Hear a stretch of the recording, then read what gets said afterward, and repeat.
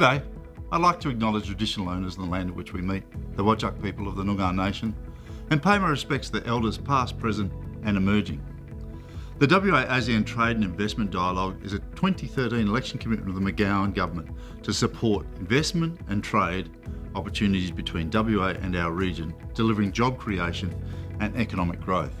I would like to acknowledge the Perth US-Asia Centre for delivering the WA-ASEAN Trade and Investment Dialogue on behalf of the WA government, especially with the unique challenges 2020 has thrown at us. The dialogue consists of a week of webinars focusing on building Western Australia's trade and investment relationship with the Association of Southeast Asian Nations. Welcome to the international and local audience watching the webinar. We are delighted to have the opportunity to welcome everybody to the webinar series.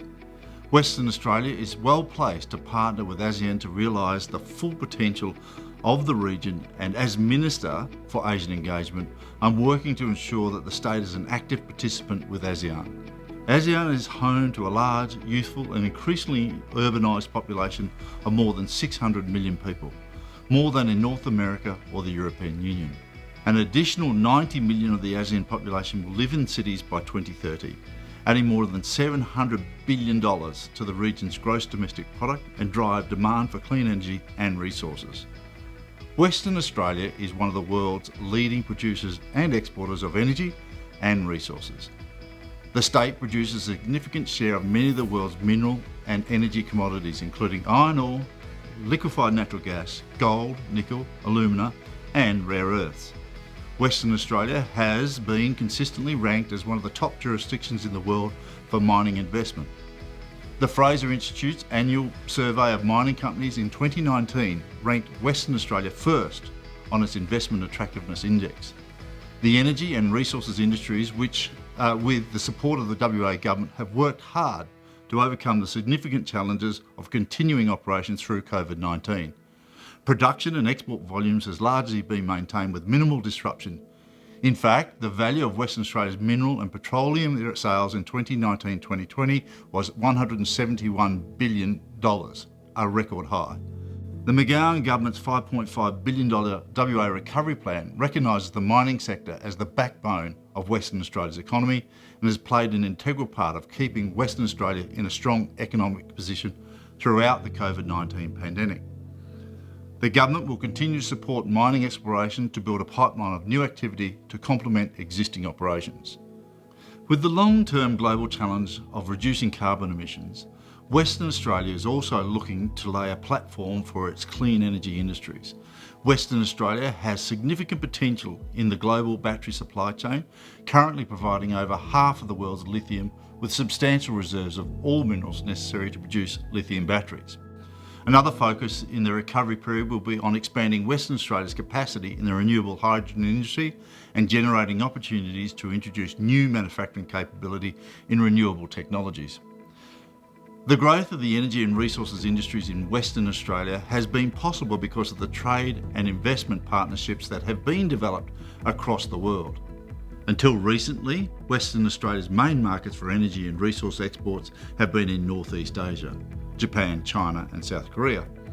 As the economies of these countries develop, demand growth is more likely to come from Southeast Asia. Western Australia's energy and resources industries are ready to support the economic development of our ASEAN neighbours. I would like to conclude by thanking today's speakers for sharing their experience and knowledge, and formally welcome you to today's webinar session, 21st Century Energy and Resource Needs. Thank you.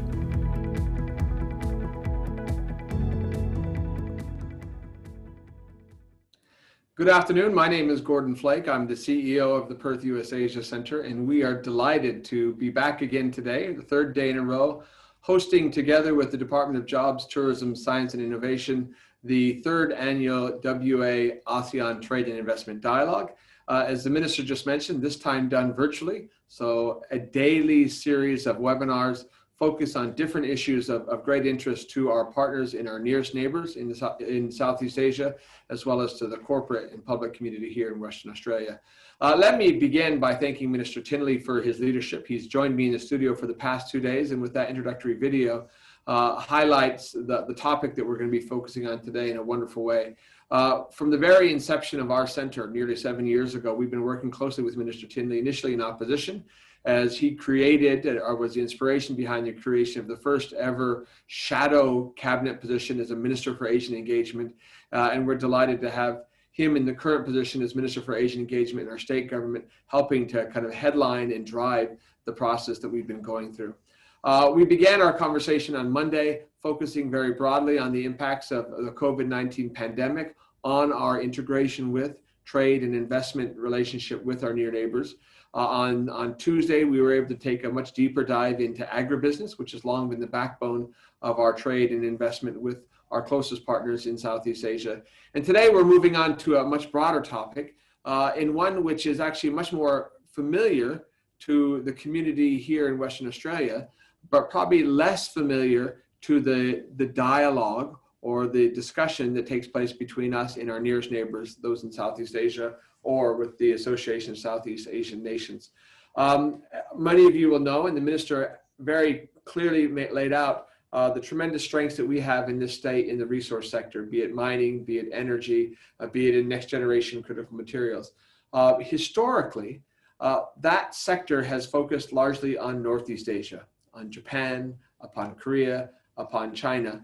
But as the minister again pointed out, if you look at the growth trajectory of the Indo-Pacific, the region in which we live, there is growing intention, and rightly so, growing focus upon the Association of Southeast Asian Nations. Over 600 million people now, soon to be 700 million people. And so I'm delighted today to be joined by a wonderful panel of experts that are going to help us think through the topic today, looking specifically at 21st century energy and resource needs, because it is those needs, those demands that I think are going to drive much of the discussion.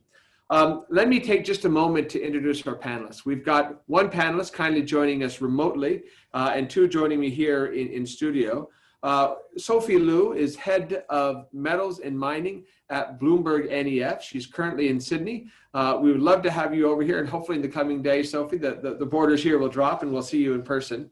But I think most of you will have heard of BLOOMBERG NEF. They cover the technological impact of the future of mining and energy investment, demand, production, and minerals, metals, and the full spectrum of critical materials. Sophie has a long career as a consultant in this sector, previously having worked with Azure International, with Register Larkin, with Merrill Lynch, the Federal Board of Governors, and we're delighted to have her join us and share her expertise. We're also joined by my colleague, Dr. Jeffrey Wilson, who's the Director of Research at the Perth US-Asia Center. Any of you who have picked up a newspaper or turned on the TV or radio in the last 6 months will have heard him talking about trade disputes between Australia and China, or for the last week about the Regional Cooperative Economic Partnership. But any of you who have kind of looked at the broader question of energy, critical materials in the resource sector will know that he's been a leading voice, not just for Western Australia, but for Australia and the Indo-Pacific more broadly. So we're delighted to have Jeff on the panel.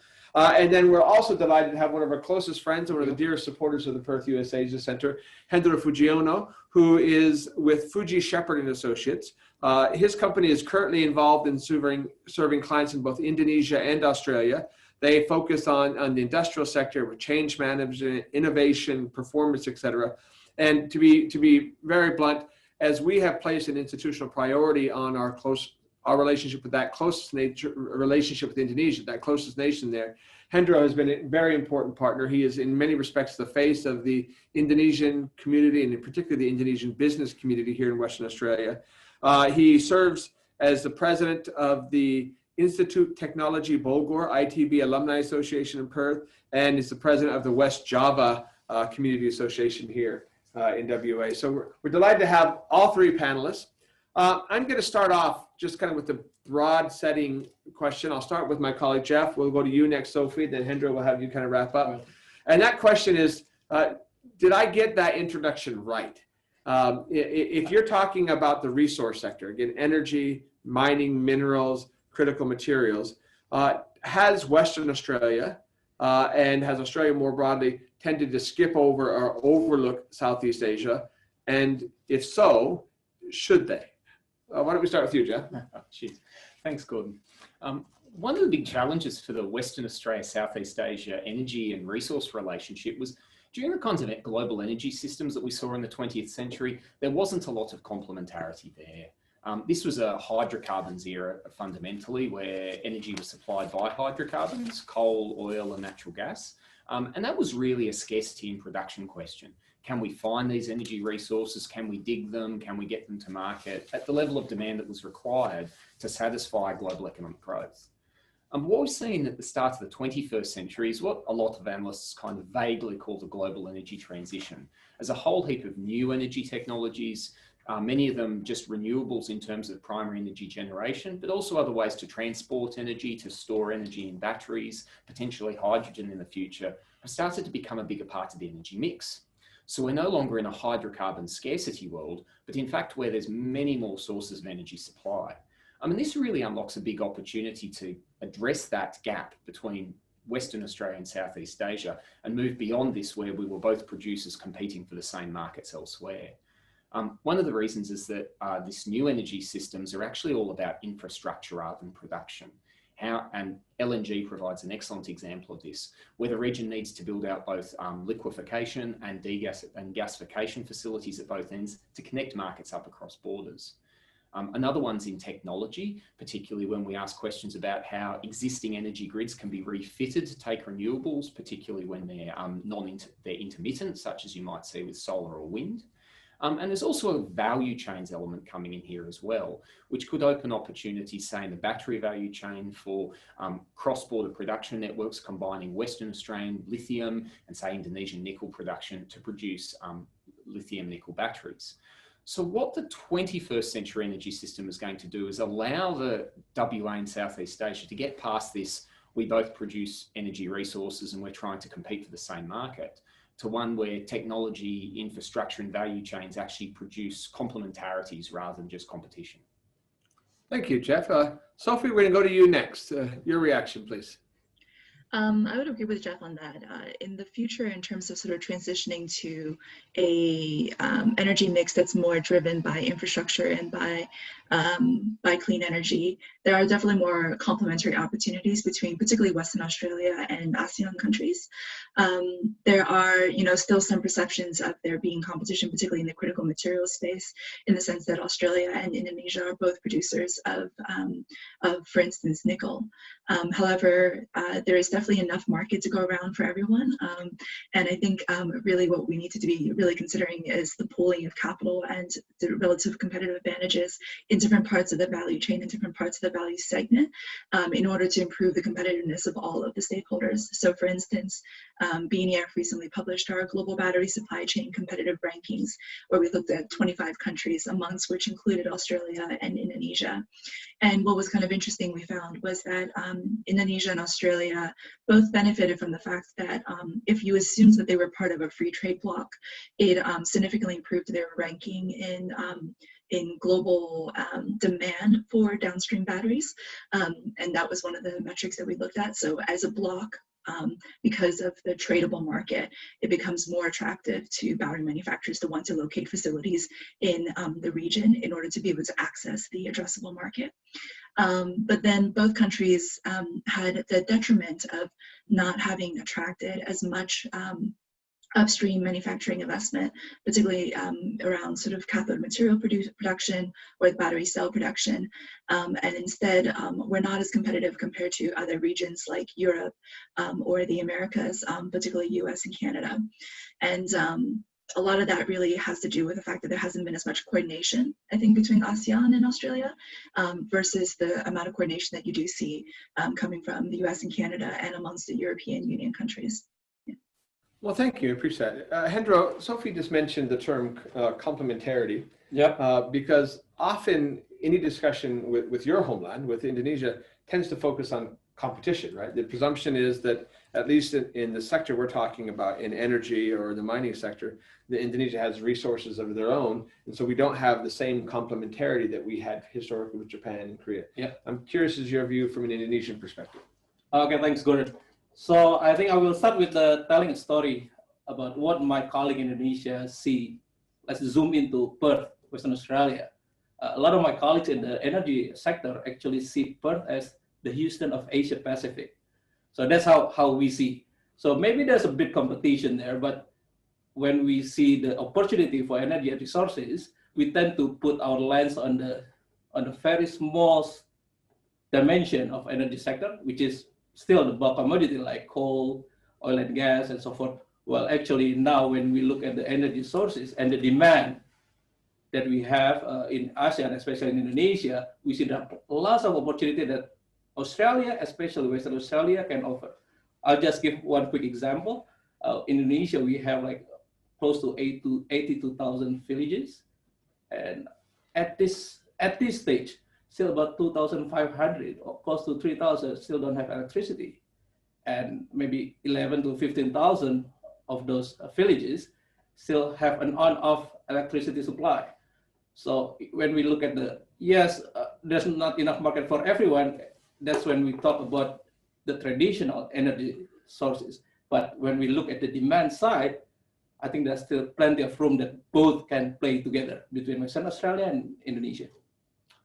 You know, perhaps it's because I was born and raised in Arizona, or at least raised in Arizona, born in New Mexico, that I bridle at the Houston comparisons.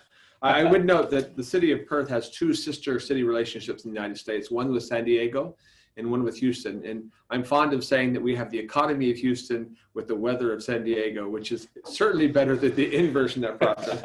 But that's actually an interesting segue to the next topic of our conversation. Houston is sitting in Texas, and unfortunately, Texas is the first state in the United States to hit 1 million cases of the COVID-19 pandemic in that state alone. So obviously, that's another very important difference, not just the humidity and the climate in terms of the process. Anything that we talk about these days has obviously been impacted by a pandemic that is by definition global. Yesterday, as part of this Western Australia Trade and Investment Dialogue focusing on agriculture, the impacts were immediate, particularly in the non-commodity sector of agriculture. My presumption is that it's a little bit different in the resource sector. So I want to kind of bring in on the ground reality. And I might start with you, Sophie. Can you give us kind of a sense for how COVID-19 has impacted both your work individually, but how you think it's impacting the resource sector, resource, energy, critical materials sector in Southeast Asia, and prospects for Australia and West Australia in particular, coordinating with them on that? Sure. Well, personally, obviously I've been trapped in this office for the better part of the last 6 months. Actually, Western Australia was the last business trip I took in March, and literally got off the plane, got an email saying that all of New South Wales is going into quarantine. So thank you for my last plane trip. In terms of the impact on the overall commodities world, I think it's fair to say that out of all of the global commodities, whether it be oil, gas, metals, or agriculture, the metals industry has actually thrived, right, under COVID-19. Although we had a relatively bad Q1 and a little bit of Q2 where there was, some minor disruptions to the supply chain. At the end of the day, the industry recovered strongly, and we're really looking at bullish sentiment across most of the metals prices, whether it be copper or iron ore.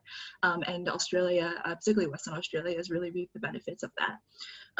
In terms of how Western Australia has performed against global supply chains, I would say that the mining sector here, particularly in Western Australia, handled it the best.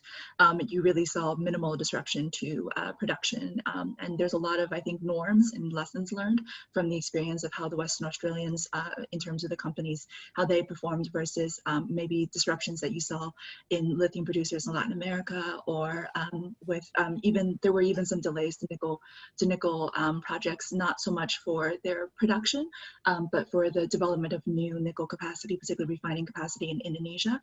And a lot of that, the challenges that Indonesia faced was that a lot of the expertise that they were importing from China in order to build out some of the new processing plants that they're developing there face constraints in terms of their ability to move. So maybe one of the lessons going forward is, there's also expertise on the refining side in Australia. And so in terms of diversifying your talent base in order to be able to develop value-added industry in any of the commodities, but including metals, it is worthwhile for ASEAN countries to consider, diversifying the sources of their talent and their labor.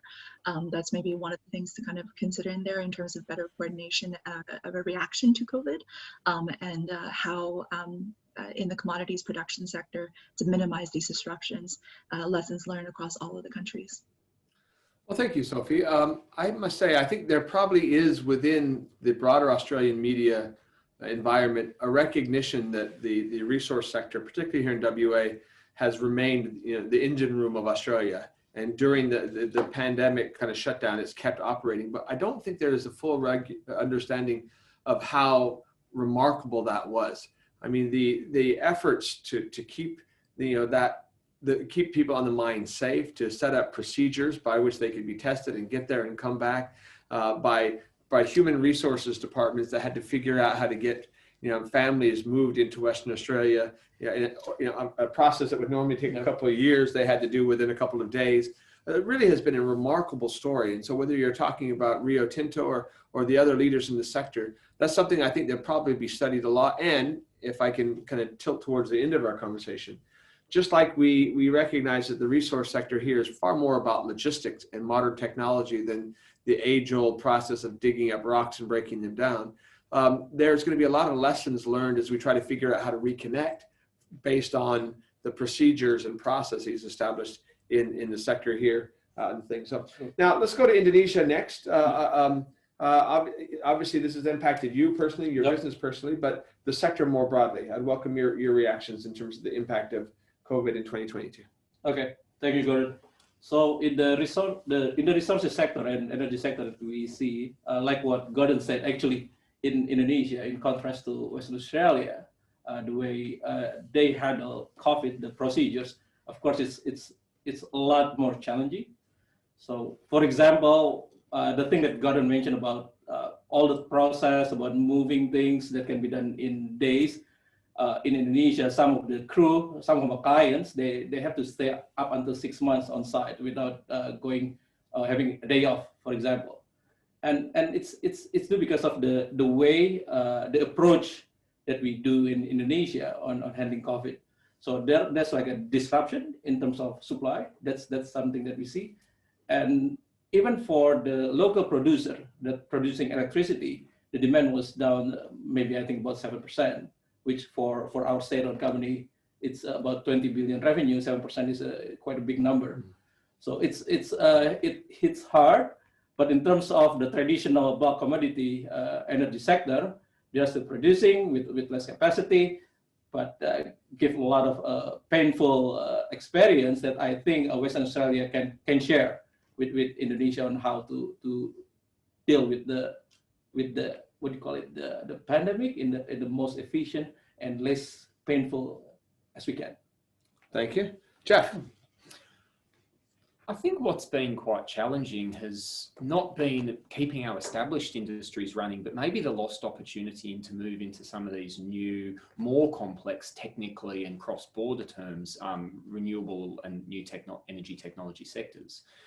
In something like an existing bulk commodities industry, Western Australia's done a very great job in, as Gordon said, making sure that those safety protocols are all right, keeping the mines operating, keeping the run-of-mine product flowing through ports. But what we've seen in some of the newer sectors, Sophie mentioned the lithium battery value chain. We also see things in new project development in the rare earth minerals space, for example, that things are a lot more complicated. There's a lot more steps in the value chain. They often are multi-country. So if you look at, say, Linus Corporation, the rare earths producer in Western Australia, their value chain goes from mining here with intermediate processing in Malaysia, then onto final markets, particularly in Japan. So you've got more steps, more technology and more global complexity. So the kind of barriers that we've seen come down during the COVID era, particularly around the movement of people, who are ultimately the people who hold intellectual property and technology and knowledge in their minds, has been a bit of a barrier to that part of the industry, the 21st century bit we're really trying to foster, being able to advance at the rate that it would otherwise.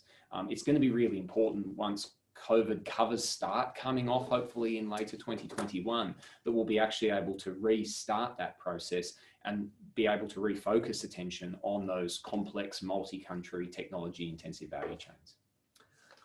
Well, thank you, Jeff.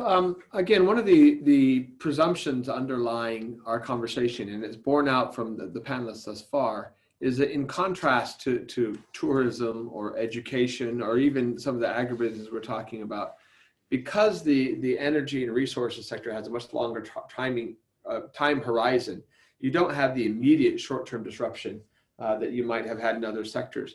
But if we actually look a little bit longer still, and you start talking about really long-term, it does seem that there's a presumption that the future of West Australia in particular and ASEAN nations, so Southeast Asian nations, economic interaction is unlikely to be driven by bulk commodities. No. Yeah, whether that's in energy or whether it is in minerals, but it's going to be much more in the new technology sector and renewable energy sector, in the innovation sector. So I'm wondering if we could, just for a moment, put COVID behind us and start thinking longer term.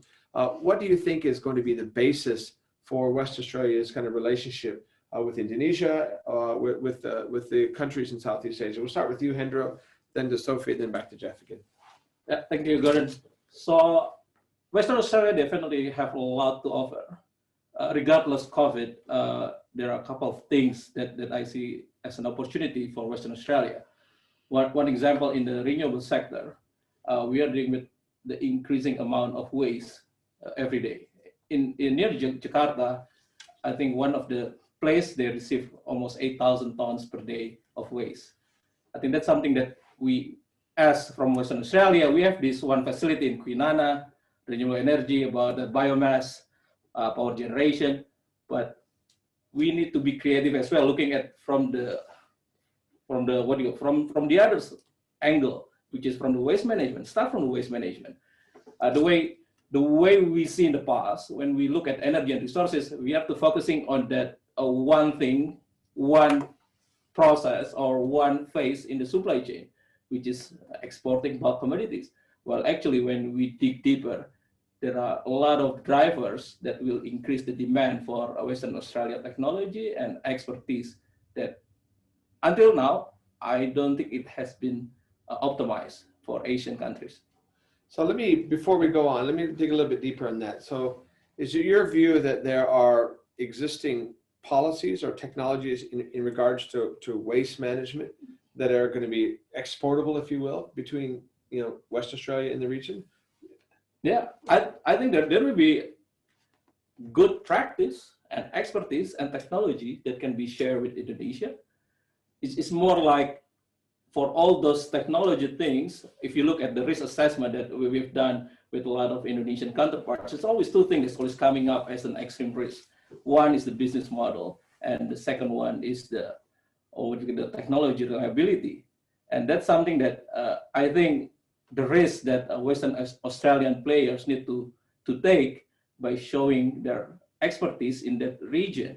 Because although there are a lot of similarities, but Indonesia has, and some Asian countries also have unique characteristics. So it's more like go out there and think from product to market, more product to pilot, so then we can adjust what we deliver over there. Oh, thank you.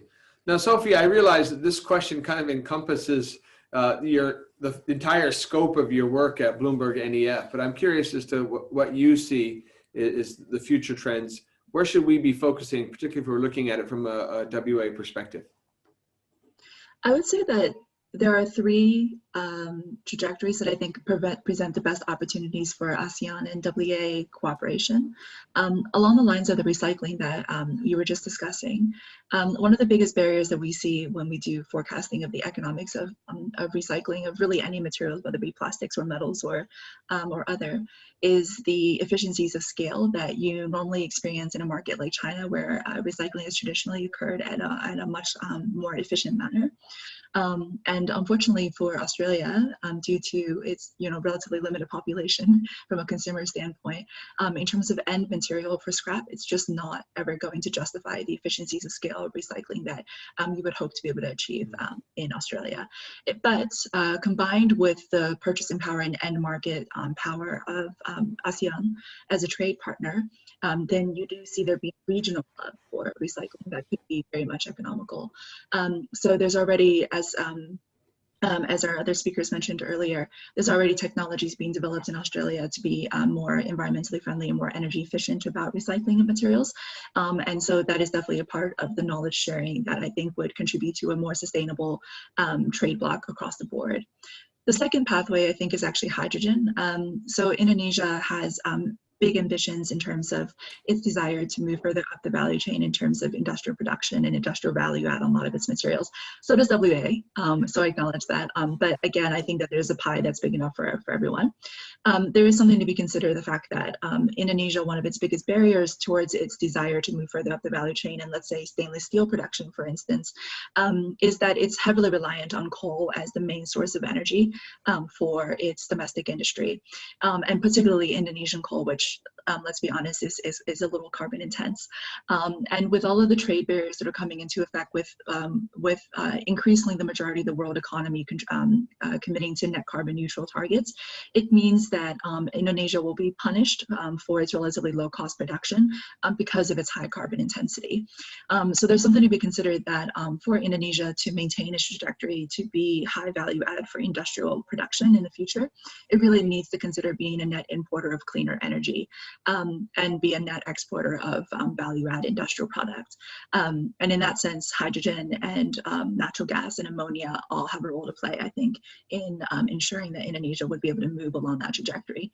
But I would say that the ASEAN trade partners, particularly Indonesia, they need to think further ahead if that's the case, and they need to be future-proofing the assets that they're investing into in industrial activity, because right now the vast majority of the plants are targeted to being classic coal burning facilities, which means that it will be extremely expensive, and it'll be very expensive stranded assets in about 10 years. Yeah. Fantastic. Jeff. Thanks, Gordon. What this transition is going to do for our state here is actually really change what Western Australia's value proposition is for energy partners. You know, historically, there's kind of three things that have meant that Western Australia has been one of the world's most significant resource supply jurisdictions for almost 50 years now. One component was obviously geology, the possession of the mineral resources that the world needs. Another was the reliability of political institutions, which is much more trustworthy in terms of regulatory standards and political stability, tenure and permitting for companies than they might find in other comparably resource-endowed jurisdictions. And the third was the engineering technology proposition, the fact that major resource projects, while costly, could be built with the technology and capacity and human capabilities were there. One of the things that's interesting about this energy transition is it downplays the importance of the first two while greatly increasing the importance of the third. Geology is significant for minerals we'll need to extract from the ground, and particularly things like rare earth minerals or lithium will remain in that case. But as you see renewable energy coming on board, the sun shines everywhere, the wind blows everywhere. Western Australia doesn't have a monopoly on those natural resources. You also see that in terms of political institutions and regulatory quality as new energy sources become more of a local infrastructure game. It's not Western Australia's institutional quality is kind of irrelevant if connecting up energy systems actually requires local infrastructure, such as connecting villages, as Hendro talked about earlier. Western Australia's value proposition as a reliable source of place to invest is irrelevant if the infrastructure needs to go next to the consumer, not next to the producer. But on the other hand, the engineering and technology side has greatly increased in importance because of the technological frontier that has to be broken to establish some of these industries, then to integrate them into existing energy grids where they have to get retrofitted, and then to also handle cross-border connections. The world has never really done cross-border electricity trade, and I imagine that's going to happen in the first half of the 21st century. So in a sense, what Western Australia needs to do is think about what we've got, because some of our comparative advantages will reduce in importance, whereas other ones are going to greatly increase in importance. And when you go to try and build those partnerships with Southeast Asia, the pitch you make needs to skew much more strongly towards the technology and engineering side than it has done in the past. So Jeff, I realize that you've spent much of the last week talking about RCEP. And for those of you who aren't familiar with the acronym, that's the Regional Cooperative Economic Partnership Agreement. But Sophie twice mentioned the importance of a combined market, combined supply chains. And even when she was talking about, something like recycling, noting that we here in WA with 2.6 million people may not have sufficient numbers to make it marketable. But if you combine this as part of a region, then these things become economical. They become part. So I wonder if you might just take a moment to take and put our discussion now about energies and resources in Southeast Asia in the context of RCEP. Does that make any difference? Oh, it certainly does. RCEP is a giant mega regional free trade agreement. It contains 15 countries: Australia, New Zealand, China, Japan, Korea, and the 10 ASEAN members. And by world population and GDP, it is the largest regional trade bloc ever, bigger than the European Union and second only to the World Trade Organization. Why it's significant is RCEP is actually one of the most value chain friendly trade agreements ever negotiated. It creates a kind of EU-style approach where we have a single set of trade rules that apply to all 15 members in the bloc. So a single set of customs procedures, a single set of origin practices, a single intellectual property, a single services, a single investment regime for this entire bloc. And what this is really going to do is attract investment into value chains that escape the small local market problem we've been talking about, because they're not an investment in Australia or Indonesia or Malaysia. But with a single regulatory platform, you can build a value chain across RCEP. This is going to be very common, and we already have seen this emerging in the battery industry, where you have Australian lithium processed in China, made into battery cells into other countries, and then put into final products such as energy storage systems, electric vehicles, and whatnot. And these are cross-border value chains that really need a harmonised set of trade rules to be able to really unlock the scale efficiencies that Sophie's been talking about. So hopefully when our new world's largest trade deal kicks in, we're looking to be sometime in the latter half of 2021, so probably about 10 or so months for ratification. And when that takes place, it's really going to make the Indo-Pacific region as a whole the most attractive location for even European and American investors to establish their new technology value chains. So Sophie, I want to give you a chance to come back in on this. We often talk about ASEAN, but really what we're talking about is the collective economies of Southeast Asia. But if Jeff is correct, it is getting a little bit more contiguity among that community. How do you see those trends developing? It's really going to vary, I think, depending on which end market you're looking at. And also ASEAN, I think we always have to remember, is not a behemoth, and there's very different economic priorities depending on which of the members of the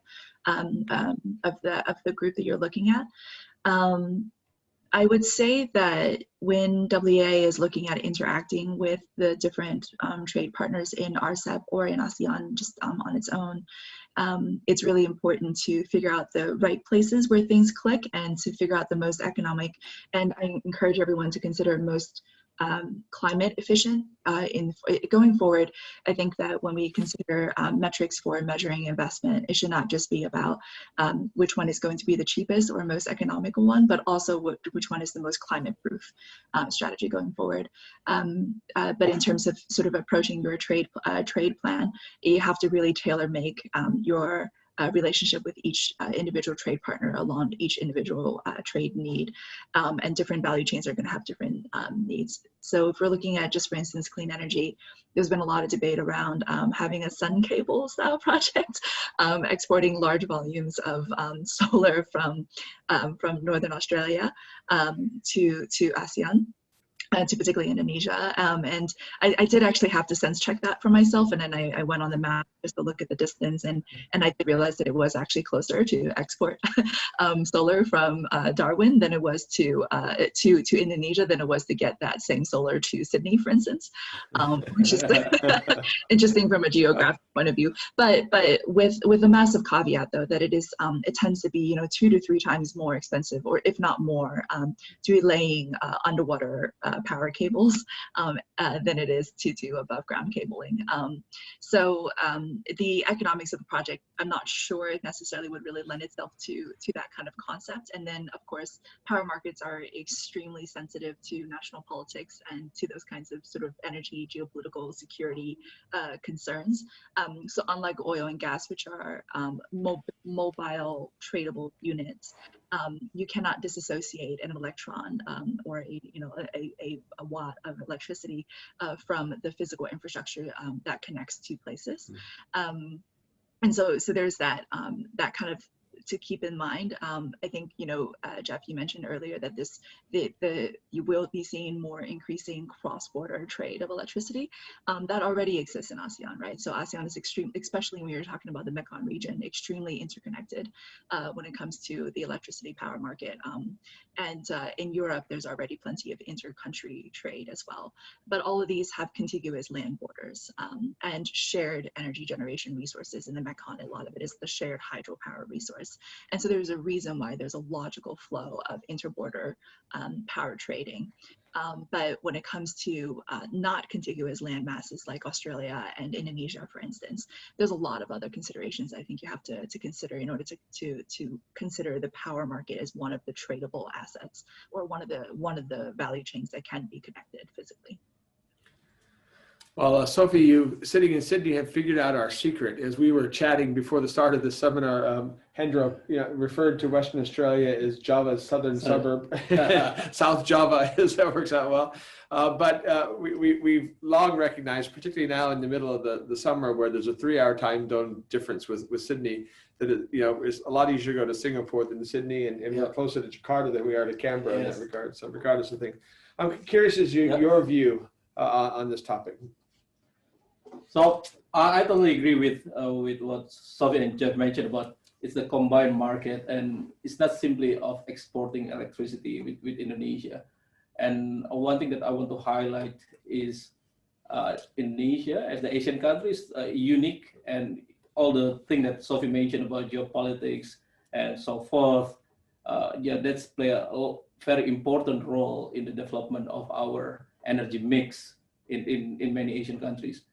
One thing that I want to highlight is for renewable energy, ASEAN countries also need to show that they're serious in developing this. One example, at least for Indonesia, from 2014 to 2019, there has been 6 regulations coming out from the Minister of Energy and Mineral Resources on renewable energy. So you can imagine if you are an investor or you want to do business from Western Australia or Australia, and every year there have been new rules coming out from the same ministry on renewables, and especially with all the things that coal is still cheaper and all the things, uncertainty, then it's going to be very hard to really set up the collaboration between these 2 countries.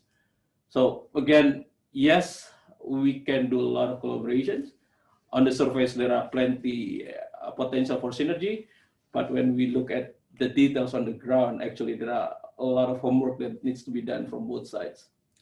So I want to take that conversation we just had and turn it around. Indonesia, obviously, as a country in terms of population and size of economy, is the largest economy in ASEAN, but it's obviously not the only one. Yep. And again, while this is the Western Australia-ASEAN trade and investment dialogue, we're really talking about a lot of individual relationships with countries that have different markets, that are at different stages of development, different dynamics.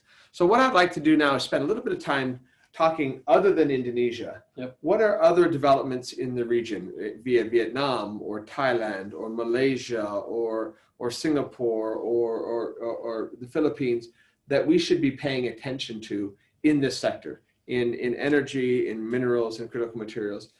Jeff, you start off by talking about critical materials processing in Malaysia. What other stories are on your radar screen? I think one that's quite significant that often gets lost to an audience here in Australia, where we have, particularly in Perth, a large amount of area not very concentrated, is changes in urban transport patterns, particularly around in large cities in Southeast Asia, where anyone who's spent any time in there will know there's a lot of air pollution, often associated with internal combustion engines in motorbikes and cars. There's going to be a real push in those dense urban environments where you have short trip transport towards electrification. And while often as people in Western countries look at, say, Tesla building those giant American style cars as the step towards electrification and electric vehicles, what we're probably going to see, and where a lot of penetration is already quietly happening, is in mass transit for buses, or even in very small scale applications, electric motorbikes. This is going to be significant, and it's not so much often driven by climate imperatives as much as they are from local pollution imperatives. If you want to clean up the air in streets in Southeast Asian megacities, one of the best ways to do that is to replace petrol motorbikes with electric motorbikes. The technological application seems itself very small, but the scale of that market is going to be significant and huge. There'll be major economic incentives and major planning incentives to do so. And this is going to be an interesting application where we're probably going to see a big driver for battery technologies. Performance is not so much important in that market as cost and consistency for those products. But it is really something that I think an Australian audience, in terms of a new energy technology, is not thinking about electric motorbikes as a thing that's happening, but that's where it's going to happen first in Southeast Asia. Fantastic. Sophie, back to you. So I realize again that you've been quarantined to a certain degree in New South Wales, but looking at the region more broadly, what other developments should we be paying attention to, or are you following? I would say one of the, actually kind of piggybacking off of the example that Jeff used about Linus's midstream processing facility in Malaysia, I thought that it was a good example of the potential for cooperation between Australian companies and Southeast Asian companies in terms of doing more of that kind of activity. I know that there has been some pushback, and a lot of it is related to sort of perceptions around environmental performance per se. And I think part of that is what drives Australia to want to consider tying themselves closer to other supply chains that are more geographically far-flung, like for instance the US. But that also exposes them to some considerations in terms of their actual geopolitical sort of security and access to those supply chains.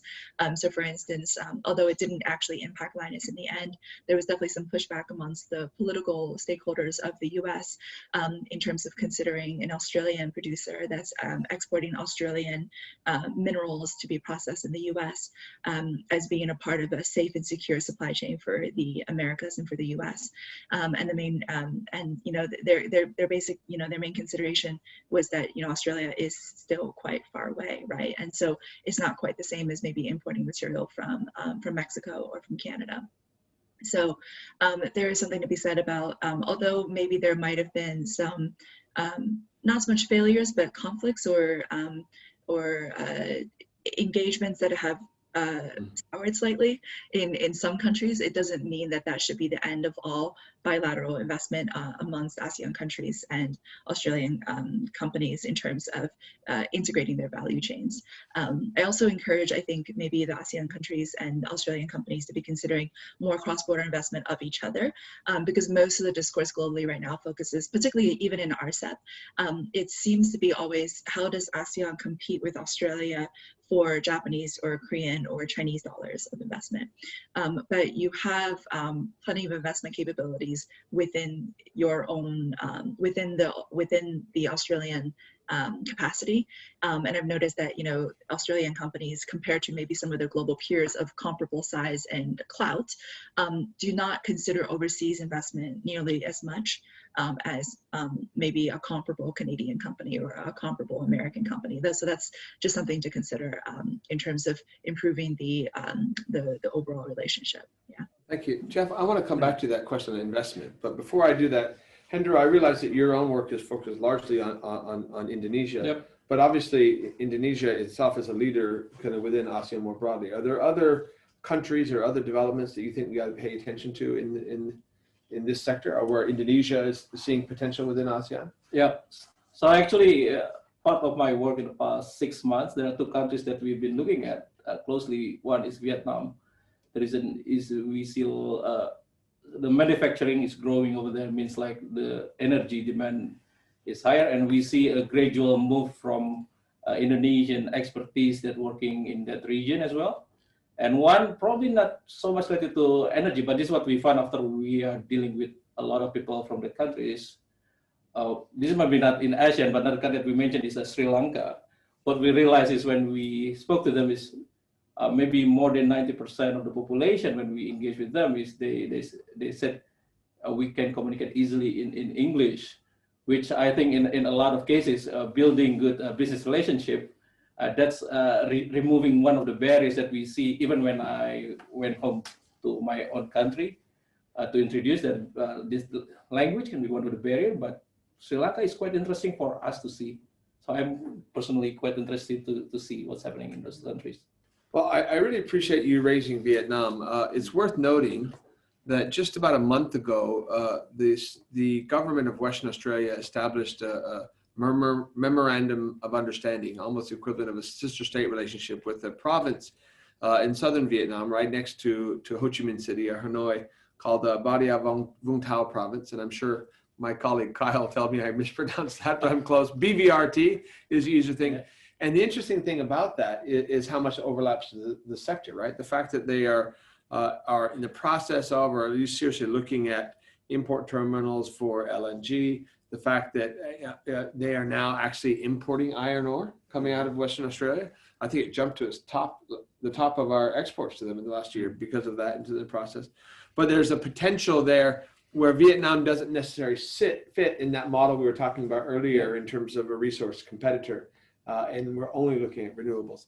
Anyway, but Jeff, I want to go back to you. You might want to chop on that too, but I hope I'll give you a little bit of time to think about Sophie's kind of point on investment and the relatively low profile of Australian investors in the region, where I think Sophie almost described it. We're more of a competitor with our ASEAN neighbors for Japanese and Korean investment than ourselves thinking like Canadians. So think like the Canadians. Go ahead. So Sophie was very generous in the description. That attitude actually comes out of what's been a historically successful model for resource development in Western Australia. You have a project, you design it, you then try and find an investor, so an external source of capital, because Australian capital markets have generally not been deep enough to provide the finance required for some of these mega projects around major mining and energy projects. You find an offtake partner somewhere in Asia. And once you can put that all together, you take it to the bank and sign the deal off. So it meant that the Western Australian mining sector is both very committed to trade and investment, but in different directions. Our mindset has always been investment in to build facilities for trade out. So while it's the investment orientation, it's not been an outwards investment orientation in the way that we would have with trade. It's how can we bring dollars in, not how can we export them.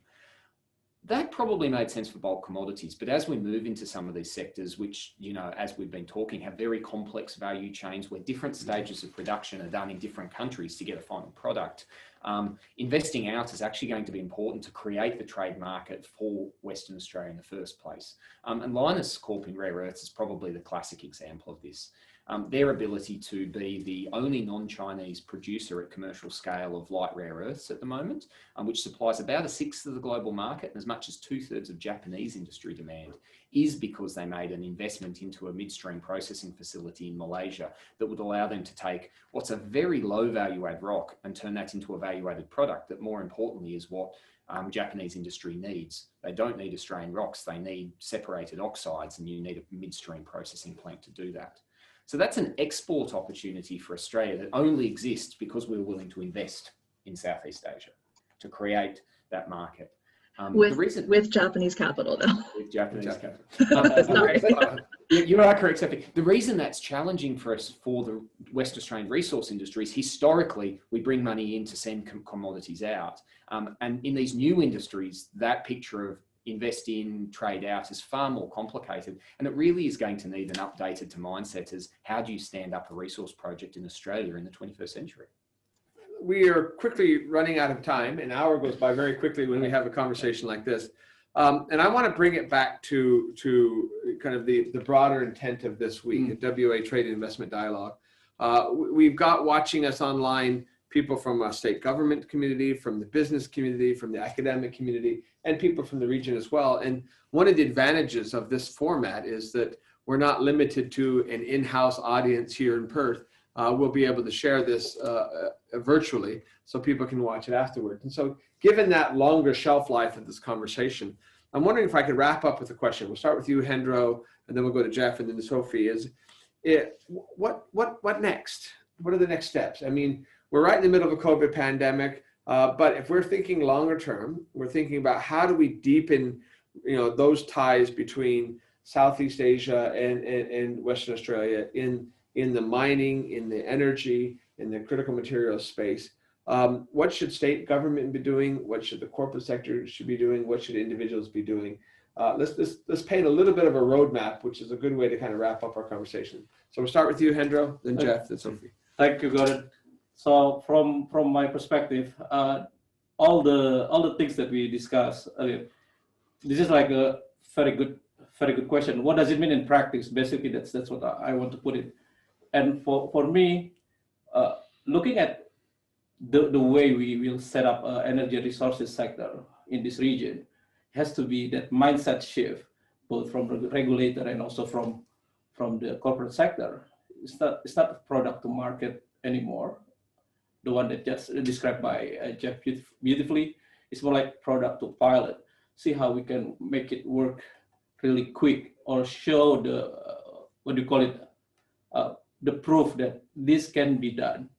And that's something that I think not only from state government of Western Australia, but also from the counterpart from ASEAN countries, because we've been working with many private sector in Western Australia, where we see there are a lot of barriers that shouldn't be there. And we are hoping that RCEP, that's how we pronounce it, will provide the umbrella for doing it in much faster pace. So that's what I am really hoping from the private sector, and hopefully we can see it sooner than later. I would note, yesterday in a discussion, we had Frankie Wediyang, who's with Bogasari Foods, and everybody who likes Indomie around the world has a great deal of him. But there's a theme coming at it from both him and you in terms of mindset shift, change the way we think. And really, that's kind of the driving narrative behind our last 2 years of this WA-ASEAN Trade Investment Dialogue and this year's 5 sessions, is to look at things differently. And you've helped us on that. Jeff, over to you. I think what's going to change, and I guess I'll give this answer from a West Australian perspective rather than from the region, is technology and technology partnership is going to be a bigger part of the mix. Western Australia has been blessed with this natural resource endowment across heaps of products, a gift from God as it were, and has built a really successful export industry on that. But as these energy transitions we've been talking about kick in, geology in Western Australia is going to be of declining relative utility to how the world provides itself with energy and resources for 21st century technologies. And so in our mix, the rock is less important, the land is less important, but it's the people and the technology in those projects. This doesn't make Western Australia irrelevant. In fact, it makes it more relevant. But it's going to be a challenge for our state, our country, and the companies in there to think differently. Previously in the resource sector, you were very covetous and protective of your technology. You were selling a commodity and you wanted to hold the technology to yourself because that was part of why you were competitive in that commodity. The technology gave you a cost structure that helped make you competitive. Technology's held on to, the product has shifted out. And as that mix of what's relevant and what's important changes, it's actually going to be important to loosen the hold on those kind of technologies. There will be a point in the future where the geology is not the thing you're selling, the technology is the thing you're selling, which we've already seen to some degree in the mining services sector, where Australia does export significantly, but that's going to become more and more and more the case. And so the future will probably be resource tech companies and less resource rock companies. Thank you. I think one of the things that we can agree upon after our hour-long discussion is that one practical step we can do is to let Sophie Liu back into Western Australia. Sort it all out. Please. But Sophie, we're going to give you the final word. If I had to say the one thing that we all need to be considering going forward is climate proofing the trade relationship and climate proofing the investment strategies that all of the trade partners within the bloc are considering. If you think about it, the largest customers in the RCEP bloc, China, Japan, and Korea, all have net carbon neutral targets. The largest trade partners outside of RCEP, including the EU, are now also committing to net carbon neutral. And with India not being a part of RCEP, there's a bit of an imbalance, I think, in terms of what your customers want and what your regional trade bloc, in terms of the producers, which in this case is Australia and ASEAN, have committed to. And it's troubling to see, and I know that Australia has taken steps towards climate proofing its business strategy and its policy, and particularly Western Australia, in terms of the focus of your corporations there, whether it be BHP or Rio or whatever, or FMG, they're all being quite forward-looking in terms of how they plan for the future and how they're future-proofing their operations and their investments. But it has to be said that if you look at the national level strategies and policies being set for Australia or for ASEAN, they're not aligned with the needs of your customer countries. You also run into the risk of potentially being a dumping ground for high carbon intensive products.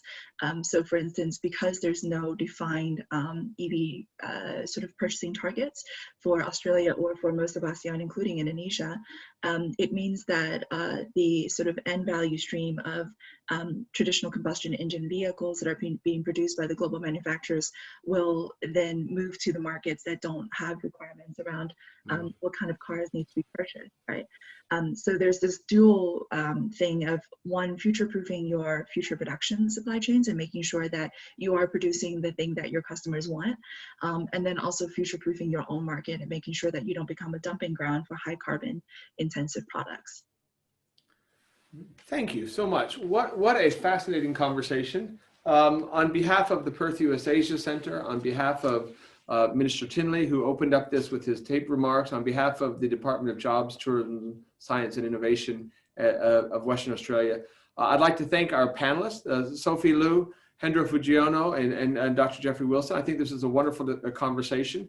And again, it's part of a week-long virtual dialogue. We've got 2 more sessions. On Thursday, tomorrow, we're focusing actually, and again, a wonderful preview thanks to Sophie and Jeff on unlocking investment opportunities. And then on Friday, a kind of wrap up for the week, looking forward at engaging and reconnecting with ASEAN post-COVID. So thank you again for the panelists. On behalf of the center, thank you for joining us. We look forward to engaging with you as we go forward. Take care.